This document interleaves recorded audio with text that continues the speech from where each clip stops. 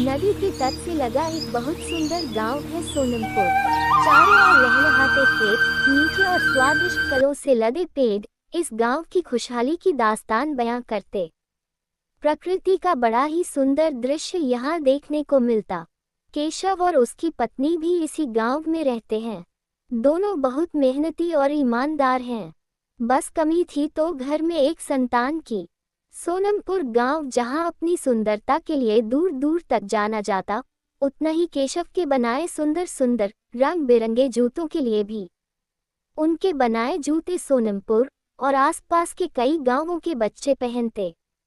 आसपास जब भी कहीं मेला लगता, केशव को उसमें अवश्य ही बुलाया जाता और उसके जूते पूरे मेले में आकर्षण का केंद्र होते। जो भी एक बार उनके बनाए जूते पहन लेता, वह हर बार उन्हीं जूतों की मांग करता। बच्चों की टोली इन रंग बिरंगे जूतों को पहनकर खुशी से झूम उठती।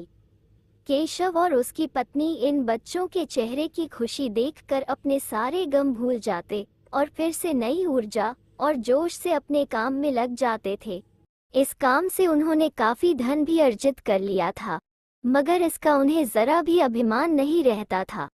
कितने मौसम आए, चले गए, मगर केशव का ये काम अपनी गति से चलता रहा। केशव की ख्याति दिन प्रतिदिन बढ़ती ही जा रही थी।